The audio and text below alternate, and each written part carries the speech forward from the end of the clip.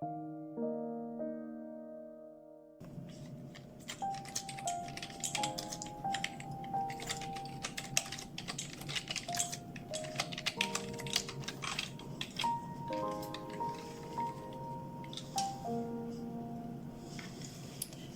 à toutes et à tous, j'espère que vous vous portez bien.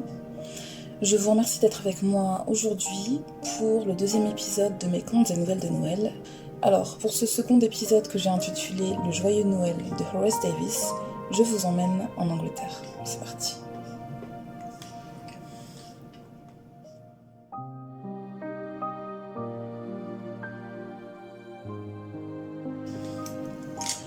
Le joyeux Noël de Horace Davis. Horace Davis était un homme d'une quarantaine d'années, mais la vie l'avait déjà bien usé. À un peu plus de 40 ans, il considérait ne rien avoir réussi dans sa vie. Ce sentiment d'échec n'était aucunement influencé par les critiques ou l'opinion d'autrui, mais par la propre appréciation qu'il avait de sa personne et de ses actions. Il faut reconnaître que Davis ne s'était jamais vraiment apprécié. Ou plutôt, il se détestait. Il se trouvait laid, détestait son teint blafard, ses yeux bleu-gris d'enfant, sa grande taille et son corps fin, qui lui donnaient selon lui l'air d'un poulet décharné. Enfin, il ne supportait pas la couleur de ses cheveux blonds et ternes, qui se dégarnissaient sur le dessus de son crâne, pas plus que les quelques taches de rousseur qui parsemaient discrètement son visage. En un mot, Davis se trouvait affreux, et il fuyait son reflet au point de n'avoir chez lui qu'un seul miroir minuscule dont il se servait pour se raser. Un autre que lui se serait certainement trouvé appréciable, mais Horace Davis avait envers lui la plus grande des aversions. Ce sentiment semblait venir du fait que Joanne, la mère de Horace, originaire d'un milieu modeste, l'avait abandonné alors qu'il n'avait que 2 ans, le laissant à charge à son père. Owen Davis, le père de Horace, était un carriériste, un homme parti de rien, qui avait réussi à s'élever sur les échelons de la réussite. Owen travaillait énormément et passait le plus clair de son temps au bureau. Au milieu de tout cela, le jeune Horace avait grandi dans une certaine solitude, ignorant la chaleur des bras d'un père et encore plus la tendresse et l'amour d'une mère. Comme un petit animal farouche, Horace avait grandi dans un certain repli et il n'était pas heureux. La seule joie dans sa vie était le chant. Il possédait une voix merveilleuse et profonde. Lorsqu'il était triste, il chantait et se sentait alors rempli par la magie de la musique. La chaleur de sa voix venait réchauffer son cœur et son être, et tous ses soucis s'envolaient avec les notes vibrantes qui dansaient autour de lui. Chez lui, dans ces longs moments de solitude, Horace chantait à cœur et à gorge déployée, se rêvant musicien. Même dans le bus, sur le chemin de l'école, ainsi que dans la rue, Horace chantonnait pour se changer les idées et occuper son esprit.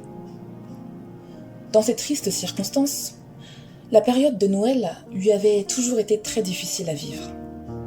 Chez lui, il n'y avait ni cadeaux, ni sapin, ni chocolat chaud, ni décoration. À cette époque de l'année, comme à tout autre moment, Horace n'avait pour compagnie que le vide et la solitude. Le soir, il rentrait de l'école à pied, admirant les vitrines des magasins dans lesquels des guirlandes lumineuses, des flocons étincelants et des automates animés offraient un spectacle ravissant et chaleureux. Les sapins de Noël brillant de 1000 couleurs, comme s'ils avaient revêtu leurs plus beaux vêtements, étaient sublimes et épanouis. Horace voyait des enfants rentrer dans les magasins avec leurs parents, les yeux brillants de joie et d'impatience. Mais lui, contrairement aux autres, n'avait ni père ni mère pour passer des moments merveilleux à leur côté. Le père de Horace rentrait tous les soirs vers minuit, alors que ce dernier était déjà au lit depuis plusieurs heures, ayant passé sa soirée seul. Après ses devoirs effectués à la halte, le pauvre enfant se faisait réchauffer une pizza ou des steaks surgelés qu'il dévorait avec un verre de soda devant une émission de télévision ou un film.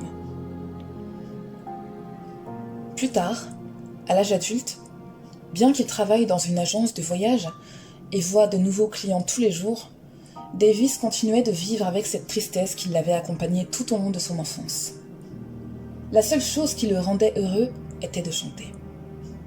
Et puis, à l'âge de 43 ans, il s'était levé un samedi matin, seul dans sa grande maison vide, et avait éclaté en sanglots. Dans une semaine, arrivait Noël, et Horace ne s'était jamais senti aussi seul. Après avoir avalé une tasse de Grey Tea et quelques biscuits, il était sorti de chez lui et s'était rendu à pied à Pound Shop, le bazar du coin, en vue d'acheter un déguisement de Père Noël. Ce jour-là, comme un robot et sans réfléchir, il avait également acheté un grand miroir dans lequel il se voyait de plain-pied. Il était rentré en marchant avec ses achats, incapable de penser à quoi que ce soit. Et c'est sans même comprendre ce qu'il faisait et ce qui lui arrivait que Horace avait enfilé la combinaison rouge et blanche de Père Noël, ainsi que la fausse barbe et le bonnet. Debout devant son grand miroir, il s'était regardé longuement sans bouger, les bras ballants le long du corps. Et puis les vannes avaient cédé, et tel un fleuve qui brise un barrage, les larmes que Horace renfermait depuis l'enfance avaient roulé sur ses joues jusqu'à son torse, trempant le tissu carmin. Le quadragénaire avait pleuré comme jamais il ne l'avait fait, sans chercher à se retenir. En silence, les larmes coulaient, et avec leur flot revenaient des souvenirs d'enfance douloureux.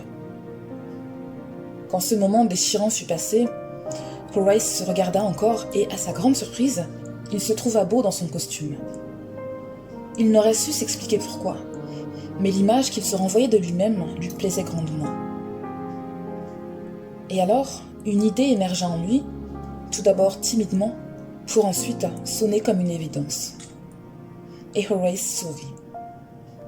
Il alla prendre son sèche-cheveux et sécha le triangle détrempé partant du col du costume et allant s'arrêter jusqu'au milieu de son sternum. Quand cela fut fait, il saisit la vieille guitare de son père, qu'il avait prise avec lui en emménageant dans son appartement 20 ans auparavant, jeta son anorak sur ses épaules, enfila sa paire de chaussures préférées et sauta dans sa voiture.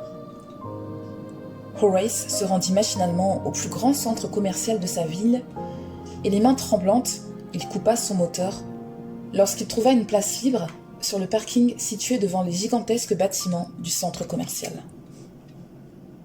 Vu le nombre de voitures garées, les magasins devaient être bondés.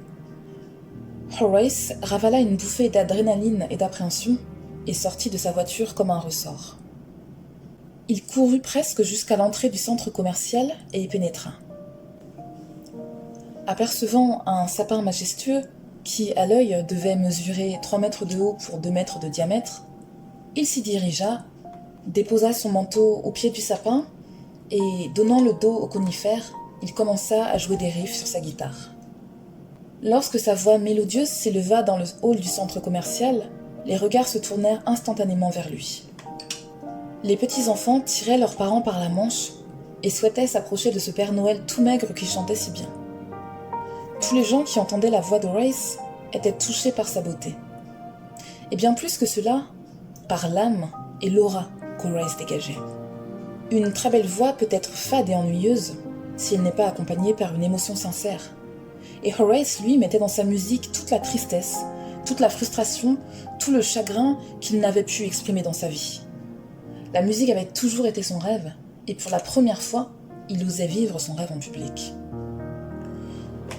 Cet après-midi-là, Horace chanta à différents endroits du centre commercial. Malgré la fatigue physique et émotionnelle qui augmentait plus il restait debout à offrir ses chants et ses émotions aux passants, il s'évertuait à continuer de chanter et de jouer de la guitare. Les regards admiratifs et émus des gens qui s'arrêtaient pour l'écouter nourrissaient sa force et sa détermination à continuer de jouer. À 43 ans, une semaine avant Noël, Horace Davis avait trouvé les clés du bonheur dans sa vie. En donnant de la joie aux autres, il avait découvert sa propre joie. Horace Davis conserva son emploi dans l'agence de voyage, mais il devint busker et prit l'habitude de chanter tous les week-ends dans la rue ou les centres commerciaux. Il chantait également dans les pubs, les vendredis, samedis et dimanches soirs, et décrocha même un contrat avec 2 pubs très importants. Chose intéressante, dans l'année qui suivit ce Noël de la Renaissance, Horace prit un peu de poids et commença à ressentir de l'amour envers lui-même. À l'âge de 45 ans, il rencontra une femme charmante qu'il épousa. À l'âge de 50 ans, il était l'heureux papa de 2 magnifiques enfants. Il n'est jamais trop tard pour vivre ses rêves. Il n'est jamais trop tard pour apprendre à s'aimer. Il n'est jamais trop tard pour être heureux. Bien à vous, chers amis, et à très bientôt pour un nouvel épisode de Contes des Nouvelles de Noël.